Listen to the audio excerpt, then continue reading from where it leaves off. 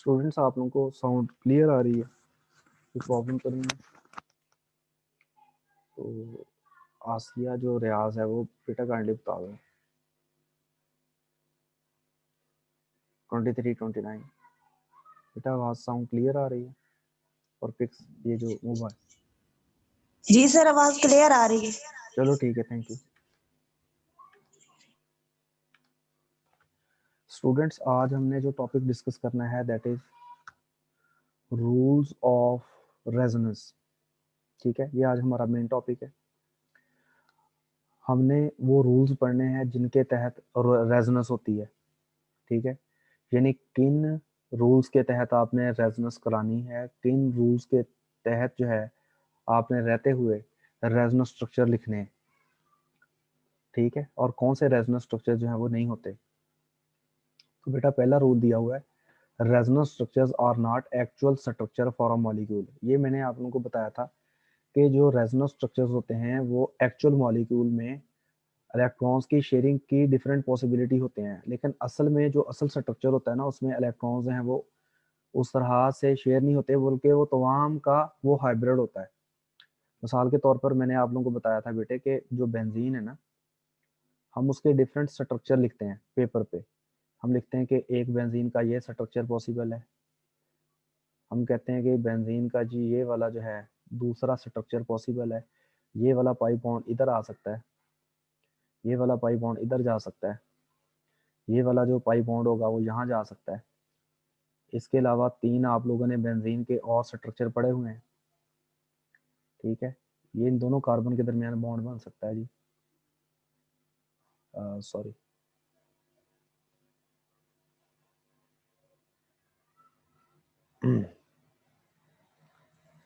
यानी इन दोनों कार्बन के दरमियान बॉन्ड बन सकता है, फिर इस तरह यहाँ बॉन्ड बन जाएगा इन दोनों कार्बन के दरमियान और इन दोनों कार्बन के दरमियान। तो इस तरह आपने बाकी भी बेंजीन के जो स्ट्रक्चर्स हैं वो पढ़े हैं। अब असल में बेंजीन जो है वो इनमें से किसी तरह की भी नहीं होती, बेंजीन इन तमाम का हाइब्रिड होती है। ये जो स्ट्रक्चर होते हैं रेजोनेंस स्ट्रक्चर, ये सिर्फ मॉलिक्यूल में इलेक्ट्रॉन्स की शेयरिंग की डिफरेंट पॉसिबिलिटीज को शो करते हैं। ये जस्ट हाइपोथेटिकल होते हैं, एग्जिस्ट ऑन ओनली पेपर। ठीक है, तो जितने रेजोनेंस स्ट्रक्चर जो है वो किसी मॉलिक्यूल के ज़्यादा होंगे, इसका मतलब है उसके अंदर इलेक्ट्रॉन्स की शेयरिंग के, पाई इलेक्ट्रॉन्स की, ठीक है, शेयरिंग के उतने ज़्यादा चांसेस हैं। दूसरे नंबर पे लिखा हुआ है दूसरा rule, all the contributing structure must be bona fide Lewis structure. यानी जितने भी रेजोनेंस स्ट्रक्चर है उनको लिवर स्ट्रक्चर होना चाहिए। अब लिवर स्ट्रक्चर से क्या मुराद है? मिसाल के तौर पर आपने जितने भी स्ट्रक्चर लिखने हैं उनमें आपने हाइड्रोजन का मैक्सिमम जो है वो 1 बॉन्ड बनाना है। हेलोजन के आप मैक्सिमम 2 बॉन्ड बना सकते हैं। ऑक्सीजन के आप जो है वो मैक्सिमम 3 बॉन्ड बना सकते हैं। कार्बन के आप मैक्सिमम जो है वो 4 बॉन्ड बना सकते हैं। और नाइट्रोजन के भी इस तरह मैक्सिमम जो है वो 4 बॉन्ड बना सकते हैं। यहाँ पर उन्होंने ये भी मेंशन किया है कि अगर फॉर एग्जांपल जो ऑक्सीजन है उसके ऊपर नेगेटिव चार्ज है तो उसका 1 बॉन्ड होगा, और अगर जो ऑक्सीजन है वो न्यूट्रल है उसके 2 बॉन्ड्स होंगे, और ऑक्सीजन जो है अगर उस पर पॉजिटिव चार्ज है तो फिर इसके 3 बॉन्ड्स होंगे। फॉर एग्जांपल ये हमारे पास एसीटेटाइन है, CH3 C double bond O negative, ये हमारे पास एसीटेटाइन है। अब यहाँ पर इस ऑक्सीजन का यहाँ पर 1 बॉन्ड है तो इसके ऊपर 1 नेगेटिव चार्ज होगा। जो ऑक्सीजन जो है वो डबल बॉन्डेड है, वो न्यूट्रल है। अब अगर हम इन इलेक्ट्रॉन्स को कहते हैं कि यहाँ से ये इधर आ जाएं, तो ये वाले पाई इलेक्ट्रॉन जो है वो यहाँ शिफ्ट हो जाएंगे। क्योंकि आप लोगों को पता है कि कार्बन जो है वो एक वक्त में मैक्सिमम जो है वो 4 बॉन्ड बनाती है। कार्बन के इस वक्त 4 बॉन्ड पूरे हैं, 1, ये 2, ये 3 और 4। कार्बन का ऑक्सीजन के साथ डबल बॉन्ड है, इसका मतलब 1 सिग्मा और 1 पाई बॉन्ड है। जब ये वाला लोन पेयर जो है ऑक्सीजन अपना लोन पेयर कार्बन के साथ बॉन्ड फॉर्मेशन के लिए इसको डोनेट करेगी, तो कार्बन के 5 बॉन्ड हो सकते हैं। लेकिन कार्बन के 5 बॉन्ड बनाने नहीं है, आपने कार्बन के कितने बॉन्ड रखने हैं? 4 बॉन्ड रखने हैं। तो आपको कार्बन का एक बॉन्ड ब्रेक करना पड़ेगा, कार्बन का जो पाई बॉन्ड है वो ब्रेक हो जाएगा और उसके जो इलेक्ट्रॉन्स हैं मोर इलेक्ट्रोनेगेटिव एटम ऑक्सीजन की तरफ शिफ्ट हो जाएंगे। तो इससे हमारे पास दूसरा रेजोनेंस स्ट्रक्चर कौन सा बनेगा? कि कार्बन का ऑक्सीजन के साथ जो है वो डबल बॉन्ड हो जाएगा, कार्बन का इस वाली ऑक्सीजन के साथ जो है वो डबल बॉन्ड था वो सिंगल बॉन्ड हो जाएगा, और पाई इलेक्ट्रॉन के ऑक्सीजन पे शिफ्ट होने से नेगेटिव चार्ज और लोन पेयर ऑक्सीजन पे शिफ्ट हो जाएगा, और यहाँ पर जो है वो CH3 लगा हुआ है। इसमें आपने क्या किया, इसमें जिस ऑक्सीजन के ऊपर नेगेटिव चार्ज है उसका एक बॉन्ड है, जिसके दो बॉन्ड्स हैं उसके ऊपर कोई चार्ज नहीं है, वो न्यूट्रल है। ठीक है, तो ये हमारे पास जो है वो कौन से स्ट्रक्चर्स हैं, रेजोनेंस स्ट्रक्चर्स हैं या कैनोनिकल फॉर्म्स हैं, और ये लीवर स्ट्रक्चर्स हैं।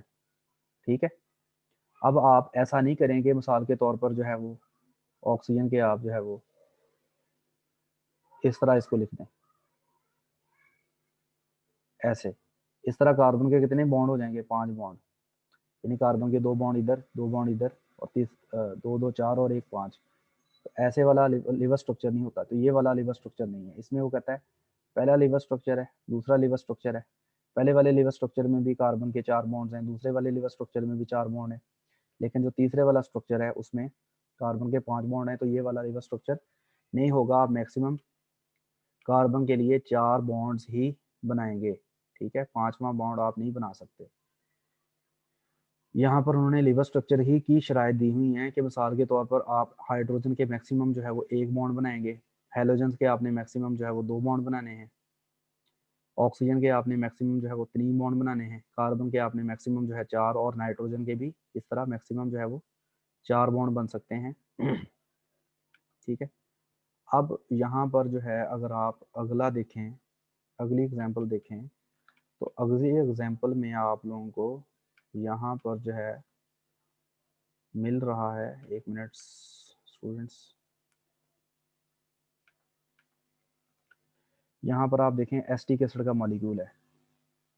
अब इस एसिटिक एसिड के मॉलिक्यूल में अगर आप कहते हैं कि ये ऑक्सीजन का जो लोन पेयर है इधर शिफ्ट होता है कार्बन और ऑक्सीजन के इन बिटवीन, तो ये वाले पाई बॉन्ड के इलेक्ट्रॉन जो है वो इस ऑक्सीजन पे शिफ्ट हो जाएंगे। ठीक है, तो हमारे पास ये स्ट्रक्चर आ जाएगा। इसमें ऑक्सीजन ने क्योंकि अपना लोन पेयर जो है वो कार्बन के साथ शेयर किया है, तो ऑक्सीजन पे आ जाएगा पॉजिटिव चार्ज, और ये कार्बन के मैक्सिमम जो 4 बॉन्ड पहले बने हुए थे 1 2 3 4, तो जब ये वाला बॉन्ड लोन पेयर आएगा कार्बन के साथ बॉन्ड बनाने के लिए, तो कार्बन के 5 बॉन्ड बन सकते हैं, लेकिन आपने कार्बन के 5 बॉन्ड नहीं बनाने, आपने कार्बन का एक बॉन्ड तोड़ना है, और कार्बन का पाई बॉन्ड जो है वो ऑक्सीजन के साथ इसका जो पाई बॉन्ड है उसके इलेक्ट्रॉन टूट के किस पे शिफ्ट हो जाएंगे, मोर इलेक्ट्रोनेगेटिव एटम ऑक्सीजन पे।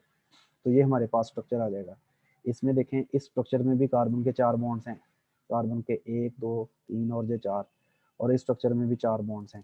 ठीक है, अब ऑक्सीजन के यहाँ पर कितने बॉन्ड्स थे, यहाँ इस ऑक्सीजन के 2 बॉन्ड्स थे, एक ये और एक ये। अब ये वाला लोन पेयर जब ऑक्सीजन ने अपना लोन पेयर इधर कार्बन के साथ शेयर किया है, तो ऑक्सीजन के 3 बॉन्ड हैं, एक हाइड्रोजन के साथ 2 कार्बन के साथ। ऑक्सीजन जो है वो मैक्सिमम कितने बॉन्ड बना सकती है, 3 बॉन्ड, तो ये भी लीवर स्ट्रक्चर है। अगर ऑक्सीजन के 3 बॉन्ड्स हैं तो इस पर पॉजिटिव चार्ज होगा। अगर ऑक्सीजन का जो एक बॉन्ड है, मतलब ये पाई बॉन्ड का इलेक्ट्रॉन ऑक्सीजन पे शिफ्ट हो गया, तो ऑक्सीजन पे आ गया नेगेटिव चार्ज। अब यहाँ पर ऑक्सीजन का एक बॉन्ड है, इस पे नेगेटिव चार्ज होगा। अगर ऑक्सीजन के 2 बॉन्ड है वो न्यूट्रल होगी, अगर इसका एक बॉन्ड है तो नेगेटिव चार्ज होगा, और 3 बॉन्ड्स हैं तो पॉजिटिव चार्ज होगा। अगर आप इस स्ट्रक्चर में देखें, इस स्ट्रक्चर में आपने क्या किया है, यहाँ ऑक्सीजन से इलेक्ट्रॉन्स तो कार्बन पे शिफ्ट कर दिए बॉन्ड बनाने के लिए, लेकिन यहाँ कार्बन और ऑक्सीजन के पाई बॉन्ड के इलेक्ट्रॉन को आपने ऑक्सीजन पे शिफ्ट नहीं किया, या सॉरी, इसमें यहाँ पर उन्होंने लिखा हुआ है कि ऑक्सीजन का हाइड्रोजन के साथ जो है वो डबल बॉन्ड है, तो ये रिवर्स स्ट्रक्चर नहीं है। ये लिवर स्ट्रक्चर क्यों नहीं है, ये लिवर स्ट्रक्चर इसलिए नहीं है क्योंकि हाइड्रोजन जो है उसका आपने मैक्सिमम एक ही बॉन्ड रखना है, हाइड्रोजन 2 बॉन्ड नहीं बनाती, तो ये वाला लिवर स्ट्रक्चर नहीं है। मैं आपको जो बताने लगा था, मिसाल के तौर पर आप ऐसे लिख देते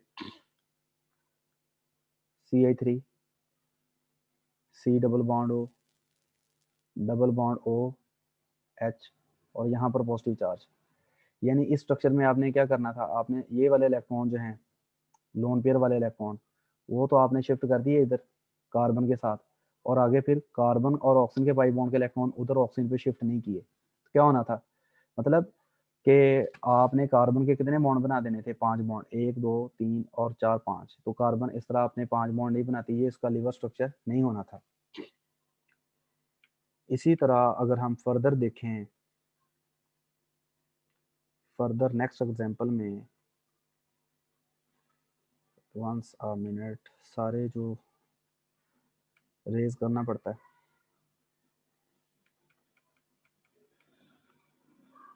तो बेटा नेक्स्ट आप देख सकते हैं कि ये हमारे पास जो है वो मिथाइल नाइट्राइट है, ठीक है। अब इस मिथाइल नाइट्राइट में देखें, इस ऑक्सीजन पे हमारे पास जो है वो लोन पेयर और नेगेटिव चार्ज है। ऑक्सीजन का नाइट्रोजन के साथ सिंगल बॉन्ड है, नाइट्रोजन का ऑक्सीजन के साथ जो है डबल बॉन्ड है, और नाइट्रोजन के साथ एक CH3 लगा हुआ है, और इस नाइट्रोजन पे पॉजिटिव चार्ज है। अब यहाँ पर नाइट्रोजन के आपने मैक्सिमम कितने बॉन्ड रखने हैं? 4 बॉन्ड। तो अगर नाइट्रोजन के 4 बॉन्ड होंगे तो नाइट्रोजन पे पॉजिटिव चार्ज होगा। ऑक्सीजन जो है वो या तो 2 बॉन्ड बनाएगी, 2 बॉन्ड है तो न्यूट्रल होगी, अगर 1 बॉन्ड है तो उस पर नेगेटिव चार्ज होगा, ठीक है। तो ये हमारे पास है। अब फॉर एग्जांपल हम कहते हैं कि ये वाला जो लोन पेयर है जिसकी वजह से ऑक्सीजन पे नेगेटिव चार्ज है, अगर वो यहाँ शिफ्ट हो जाए नाइट्रोजन और ऑक्सीजन के दरमियान, ये वाला ऑक्सीजन का लोन पेयर इधर शिफ्ट हो जाए, तो नाइट्रोजन के मैक्सिमम 4 बॉन्ड बन सकते हैं। 1 2 3 4, 4 इसके बने हुए हैं। जब ये वाला लोन पेयर नाइट्रोजन के साथ शिफ्ट होगा नाइट्रोजन की तरफ, तो नाइट्रोजन के 5 बॉन्ड बन सकते हैं। लेकिन अगर नाइट्रोजन 5 बॉन्ड बना लेती है, वो उसका लिवर स्ट्रक्चर नहीं होना। तो आपने क्या करना है, आपने नाइट्रोजन और ऑक्सीजन के दरमियान जो पाई बॉन्ड के इलेक्ट्रॉन है, यानी जो वीक बॉन्ड है, उसके इलेक्ट्रॉन किधर शिफ्ट कर देना है? Towards this oxygen. और ये जो है फिर ऑक्सीजन जो है इस ऑक्सीजन पे लोन पेयर आ जाएगा और नेगेटिव चार्ज आ जाएगा, यानी ये लोन पेयर आ गया और नेगेटिव चार्ज आ गया, और इस ऑक्सीजन का नाइट्रोजन के साथ जो है वो डबल बॉन्ड बन गया। अभी भी पॉजिटिव चार्ज है, क्योंकि अगर नाइट्रोजन का एक बॉन्ड जो है वो ब्रेक हुआ है तो एक बॉन्ड दोबारा बन भी गया है। मैक्सिमम इसके 4 बॉन्ड है, और अगर 4 बॉन्ड होंगे तो इस पर कौन सा चार्ज होना है? पॉजिटिव। अब ये वाले 2 लिवर स्ट्रक्चर्स हैं, क्योंकि इन दोनों में नाइट्रोजन के मैक्सिमम बॉन्ड्स हैं वो 4 हैं। अब आप ऐसे करते हैं कि ये वाले इलेक्ट्रॉन्स को अगर आप इधर शिफ्ट कर दें, ठीक है, तो ये वाले इलेक्ट्रॉन दोबारा इधर आ जाएंगे और ये हमारे पास स्ट्रक्चर दोबारा हासिल हो जाएगा। तो इससे दोबारा इस नाइट्रोजन के ऊपर उसके टोटल जो है 4 बॉन्ड्स होंगे। अब अगर अगर आप इस स्ट्रक्चर को देखें, स्ट्रक्चर नंबर 3 को, तो इसमें उन्होंने क्या किया हुआ है, नाइट्रोजन का इस ऑक्सीजन के साथ भी डबल बॉन्ड शो किया हुआ है, इस ऑक्सीजन के साथ भी उसने डबल बॉन्ड शो किया हुआ है, और इस कार्बन के साथ भी बॉन्ड बनाया हुआ है। तो यहाँ पर नाइट्रोजन के कितने बॉन्ड बन रहे हैं? 5 बॉन्ड। लेकिन ये लिवर स्ट्रक्चर फिर नहीं है। लिवर स्ट्रक्चर्स वो होंगे जिनमें नाइट्रोजन के मैक्सिमम बॉन्ड्स आपने कितने रखने हैं? 4 रखने हैं, और अगर 4 बॉन्ड्स होंगे तो फिर नाइट्रोजन पे पॉजिटिव चार्ज भी डालना है, ठीक है। अगर नाइट्रोजन वैसे 3 बॉन्ड बनाती है, अगर 3 बॉन्ड नाइट्रोजन के हैं वो फिर न्यूट्रल होगी, जैसे NH3 में होता है। इसके बाद अगला रूल उन्होंने दिया हुआ है, in writing resonance structure we are only allowed to move electron. अगर आपने रेजोनेंस स्ट्रक्चर लिखना है तो सिर्फ आपने इलेक्ट्रॉन्स को मूव करवाना है, किसी एटम की पोजीशन को चेंज नहीं करना। यहाँ पर हमारे पास स्ट्रक्चर नंबर 1 में देखें, CH3 single bond CH, single bond CH, double bond CH2, ये हमारे पास है। अगर हम अब यहाँ से पाई बॉन्ड के इलेक्ट्रॉन जो है वो इधर शिफ्ट कर देते हैं, अब सबसे पहले क्वेश्चन ये राइज होता है कि यहाँ से डबल बॉन्ड जो है वो इधर शिफ्ट क्यों हुआ? क्योंकि यहाँ पर देखें इस कार्बन पे पॉजिटिव चार्ज, इसका मतलब इसके पास एम्प्टी p ऑर्बिटल होगा। इन दोनों कार्बन के दरमियान पाई बॉन्ड बना हुआ है, ठीक है। इनमें कितने कितने इलेक्ट्रॉन्स हैं? एक एक इलेक्ट्रॉन है, और ये वाला कार्बन जो है इस पे एम्प्टी p ऑर्बिटल पड़ा हुआ है, इस वजह से यहाँ पर इस p ऑर्बिटल में कोई इलेक्ट्रॉन आपने ड्रॉ नहीं करना, यानी ये एम्प्टी, और इसकी वजह से यहाँ पर पॉजिटिव चार्ज है। अब ये वाला पाई बॉन्ड जो है वो अगर इधर शिफ्ट होता है, इसका मतलब है कि ये वाला जो कार्बन का एक इलेक्ट्रॉन है वो इधर आ जाएगा, ठीक है। तो अब इस p ऑर्बिटल में एक इलेक्ट्रॉन है, इस p ऑर्बिटल में एक इलेक्ट्रॉन है, तो इन दोनों कार्बन के दरमियान जो है वो पाई बॉन्ड बन जाएगा, और इस कार्बन से क्योंकि इलेक्ट्रॉन निकल गया इसलिए इस कार्बन पे कौन सा चार्ज आ जाएगा? Positive charge. यानी अब बॉन्ड बन गया इन दोनों कार्बन के दरमियान, ठीक है, क्योंकि ये वाला इलेक्ट्रॉन एक निकल के इधर शिफ्ट हो गया, और इस वाली कार्बन से क्योंकि इलेक्ट्रॉन निकल के इधर आ गया, इसलिए इस कार्बन पे अब आ गया पॉजिटिव चार्ज। अब यहाँ पर आपने किसी एटम की पोजीशन को चेंज नहीं किया है, जस्ट आपने इलेक्ट्रॉन्स की पोजीशन को चेंज किया है। यहाँ पर सिर्फ आपने इलेक्ट्रॉन्स की पोजीशन को चेंज करना है, किसी एटम की पोजीशन को चेंज नहीं करना। लेकिन अगर आप स्ट्रक्चर नंबर 3 में अगर आप देखें, तो स्ट्रक्चर नंबर 3 में उन्होंने क्या लिखा हुआ है? स्ट्रक्चर नंबर 3 में उन्होंने लिखा है कि फॉर एग्जांपल ये हमारे पास स्ट्रक्चर नंबर 3 है। अब उन्होंने इस कार्बन से एक हाइड्रोजन को इधर शिफ्ट कर दिया, CH3 है ना ये, उन्होंने इसको क्या कर दिया CH2, ठीक है, यहाँ से एक हाइड्रोजन निकाल के इस कार्बन के साथ जोड़ दिया, इसको CH से CH2 कर दिया। अब इसमें क्या हुआ, उसमें उन्होंने इलेक्ट्रॉन्स को पोजीशन को चेंज करने के बजाय एटम की पोजीशन को चेंज कर दिया, तो ये फिर उन्होंने लिखा हुआ कि ये लीवर स्ट्रक्चर जो है वो नहीं है। Is it clear? ओके, तो नेक्स्ट बेटा हमारे पास जो एग्जांपल है उसमें आप देखो, ये हमारे पास ये एसीटो कौन सा दिया हुआ है, एसीटो एस्टिक एस्टर। ये एसीटो एस्टिक एसिड का फार्मूला है CH3 C डबल बॉन्ड हो CH2। ये वाला हमारे पास जो पार्ट है वो एसीटो है, ठीक है। C2H5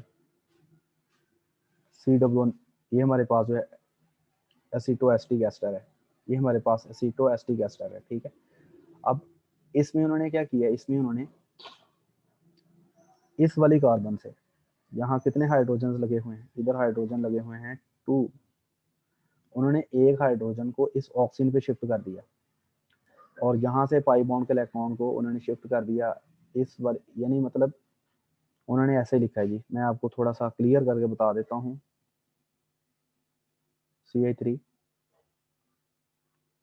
C डबल बॉन्ड हो, उसके बाद उन्होंने लिखा है CH2, यानी इस कार्बन के साथ 2 हाइड्रोजन लगे हुए हैं, एक ये नीचे में ड्रॉ कर दिया ऊपर CH, और फिर उसके बाद जो है C double bond O oxygen, और फिर ये इथाइल लगा हुआ है, ये हमारे पास है, इसका नाम है एसीटो एसिटिक एस्टर, ये एसीटो एसिटिक एस्टर है जी, ठीक है। अब उन्होंने क्या किया, उन्होंने ये लिखा है कि ये वाला जो कार्बन हाइड्रोजन के बॉन्ड के इलेक्ट्रॉन्स जो हैं वो अगर शिफ्ट हो जाएं इन दोनों कार्बन के दरमियान, तो यहाँ से पाई बॉन्ड के इलेक्ट्रॉन किधर शिफ्ट हो जाएंगे, ऑक्सीजन पे, ठीक है। तो अगर जो है वो ऐसे हो जाता है तो यहाँ पर क्या होना है जी, यहाँ पर जो है CH3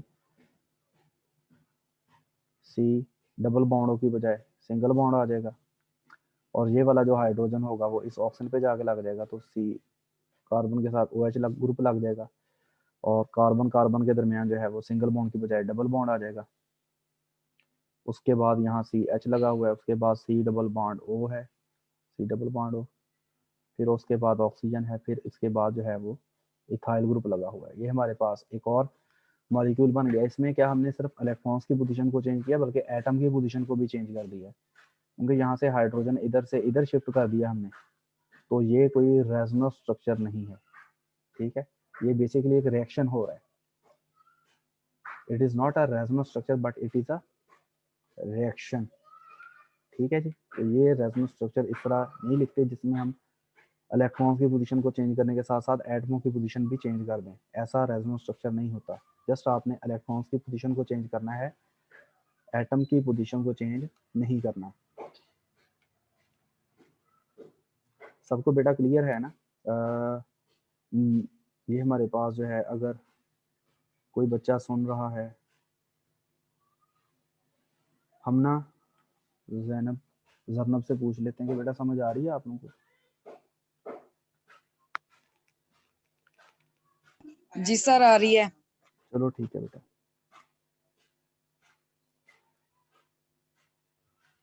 नेक्स्ट देखें, नेक्स्ट रूल लिखा हुआ है, all canonical forms must be same unpaired electrons. अब अगर आप स्ट्रक्चर नंबर 1 देखें, स्ट्रक्चर नंबर 1 जो है 1,3 ब्यूटाडाइन में उन्होंने क्या लिखा है, CH2 double bond CH single bond CH double bond CH2। Unpaired electron का मतलब ये होता है, यानी ऐसा इलेक्ट्रॉन जो जस्ट सिंगल हो, यानी जिसमें पेयर ना हो, अनपेयर्ड हो। अब यहाँ पर कोई अनपेयर्ड इलेक्ट्रॉन नहीं है, ठीक है। अब अगर आप इस बॉन्ड को शिफ्ट करते हैं इधर, और ये वाले बॉन्ड के इलेक्ट्रॉन इस कार्बन पे शिफ्ट हो जाते हैं, यहाँ पर हमारे पास एक रेजोनेंस स्ट्रक्चर बनेगा जिसमें क्या होना है, CH2, ये वाला बॉन्ड क्योंकि इधर शिफ्ट हो गया है, तो क्योंकि इस कार्बन से इलेक्ट्रॉन चला गया, इस कार्बन पे आ जाएगा पॉजिटिव चार्ज, ये CH है, उसके बाद CH और ये डबल बॉन्ड CH, यानी ये वाला पाई बॉन्ड इधर शिफ्ट हो गया, ठीक है।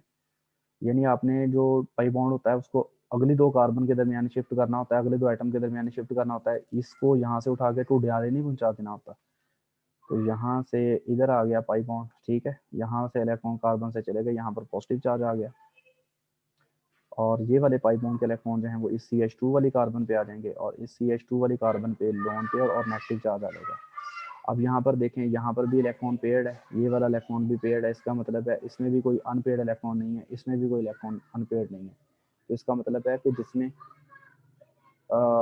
नंबर ऑफ अनपेयर्ड इलेक्ट्रॉन की तादाद इक्वल हो, इसमें भी नंबर ऑफ अनपेयर्ड इलेक्ट्रॉन की तादाद 0 है, इसमें भी नंबर ऑफ अनपेयर्ड इलेक्ट्रॉन की तादाद 0 है।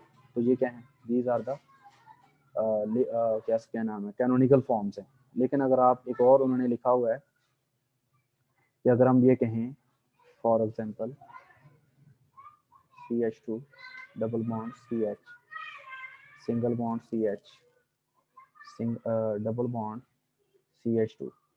अब आप यहाँ पर ऐसे करें कि जी एक मिनट, आप यहाँ पर पाई बॉन्ड के 2 इलेक्ट्रॉन्स हैं, यहाँ पर भी पाई बॉन्ड के 2 इलेक्ट्रॉन्स हैं, आप एक इलेक्ट्रॉन को इधर शिफ्ट कर दें, एक इलेक्ट्रॉन को इधर शिफ्ट कर दें, इस तरह इसका भी एक इलेक्ट्रॉन जो है इधर शिफ्ट कर दें, एक इलेक्ट्रॉन जो है वो इधर शिफ्ट कर दें, क्या होएगा, यहाँ पर आप इसको ऐसे लिखोगे CH2 पे एक अनपेयर्ड इलेक्ट्रॉन आ जाएगा क्योंकि एक इलेक्ट्रॉन इधर शिफ्ट हो गया, इस CH ने अपना एक इलेक्ट्रॉन इधर शिफ्ट किया, इस CH ने भी अपना एक इलेक्ट्रॉन इधर शिफ्ट किया। तो इसका मतलब ये होगा कि इस CH और इस CH के दरमियान जो है वो एक एक इलेक्ट्रॉन आने की वजह से डबल बॉन्ड आ जाएगा, और इस CH2 के ऊपर भी ये वाला एक इलेक्ट्रॉन इधर जाने से यहाँ पर भी अनपेयर्ड इलेक्ट्रॉन है। अब इसमें नंबर ऑफ अनपेयर्ड इलेक्ट्रॉन कितने, 2 हैं, इन दोनों में नंबर ऑफ अनपेयर्ड इलेक्ट्रॉन कितने कितने थे, 0 0 थे।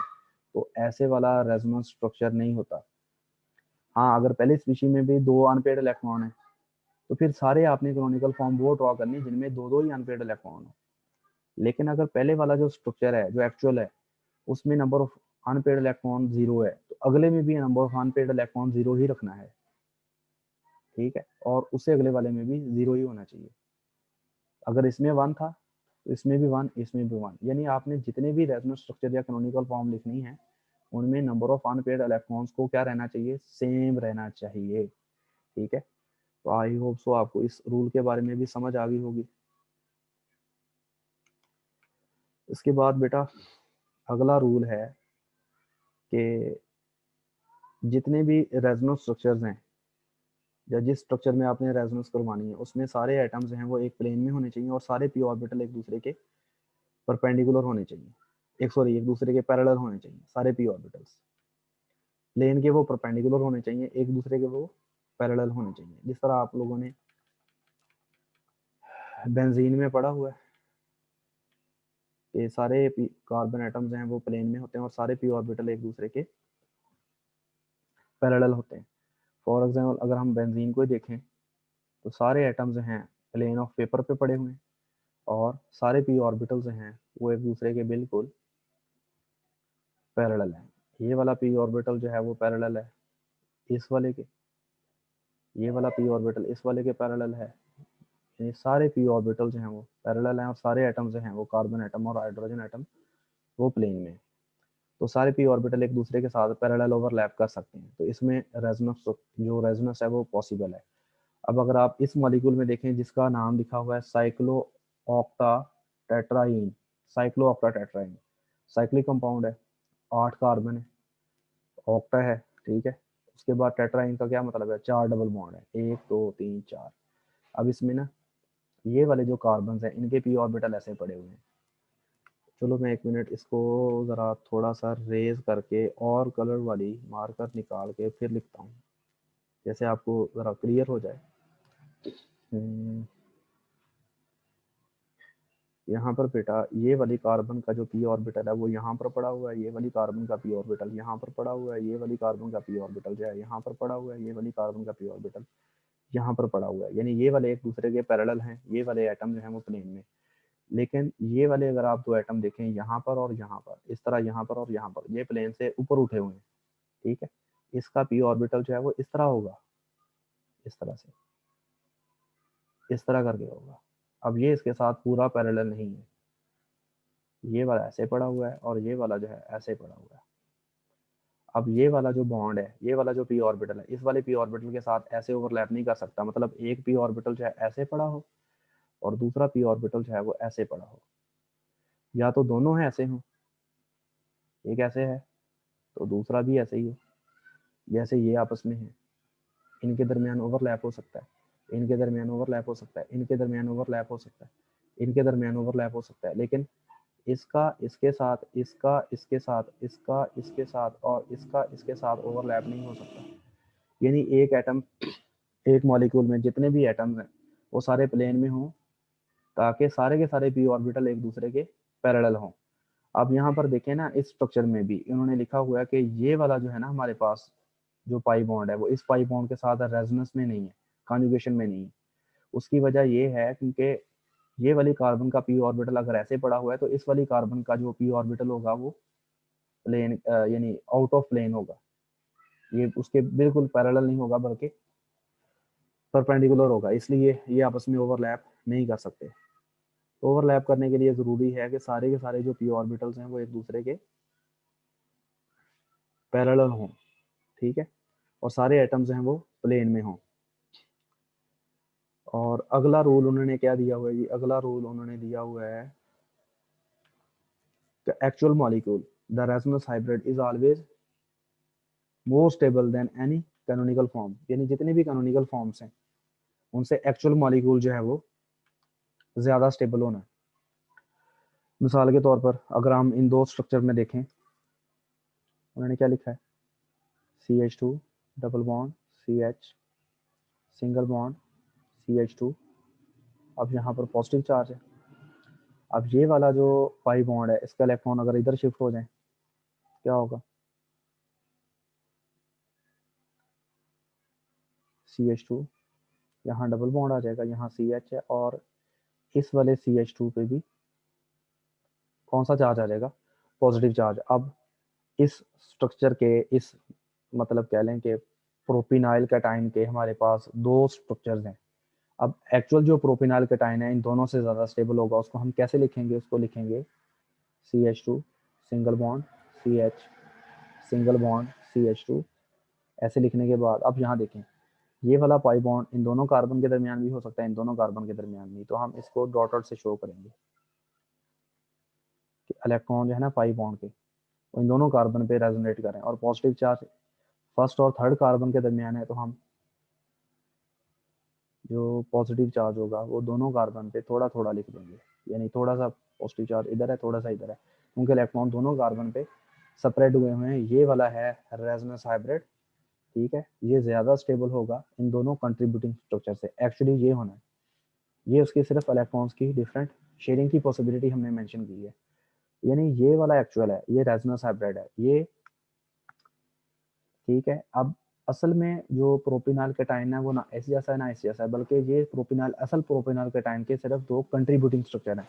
ये सिर्फ उसमें इलेक्ट्रॉन्स की पाई बॉन्ड के इलेक्ट्रॉन्स की सिर्फ शेयरिंग की पॉसिबिलिटी को शो कर रहे हैं। एक्चुअली ये वो नहीं है। अब ये नहीं कह सकते कि जो असल प्रोपिनॉल कैटाइन है वो कभी इस तरह होगा कभी इस तरह होगा, एक्चुअली इसने इसी तरह रहना है, ठीक है। यानी ये स्ट्रक्चर जो हैं सिर्फ ऑन पेपर हैं, ऑन बोर्ड हैं, रियल में ये एग्जिस्ट नहीं करते, ठीक है। ये सिर्फ एक्चुअल मॉलिक्यूल में इलेक्ट्रॉन्स की शेयरिंग की डिफरेंट पॉसिबिलिटीज़ को शो करते हैं कि जी उसमें इलेक्ट्रॉन्स की इस तरह शेयरिंग जो है वो हो सकती है, ठीक है। स्टूडेंट्स आज के लिए इतना है, ठीक है। तो कल हमने पढ़ने हैं कंट्रीब्यूशन ऑफ रेजोनेंस स्ट्रक्चर से आगे वाले रूल्स। यानी जैसे हमने ना ये वाला एक रूल है जो हम थोड़ा सा ये देख लेते हैं, all resonance structure not contribute equally to the actual molecule, कि जितने भी रेजोनेंस स्ट्रक्चर होंगे वो सारे के सारे इक्वली कंट्रीब्यूट नहीं करेंगे। जैसे मैंने कल बताया था आप लोगों को कि जो कैक्यूल है उसके दो स्ट्रक्चर्स जो हैं वो बेंजीन को ज़्यादा कंट्रीब्यूट करते हैं और जो डिवार वाले के तीन स्ट्रक्चर्स हैं वो ज़्यादा कंट्रीब्यूट नहीं करते। तो यहाँ तक अगर आपको इसमें कोई प्रॉब्लम हो वो पूछ लें, वरना हम अपने लेक्चर का वाइंड अप करते हैं। किसी का कोई क्वेश्चन है पूछ ले। अनफल ने बेटा क्वेश्चन पूछना है तो पूछ लो। हमना ने जो स्टूडेंट है या मुबीन वगैरह ने, अगर कोई क्वेश्चन पूछना है।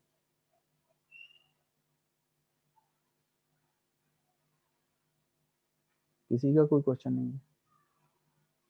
ठीक है बेटा, फिर बाकी इंशाल्लाह कल से। Okay, thank you very much.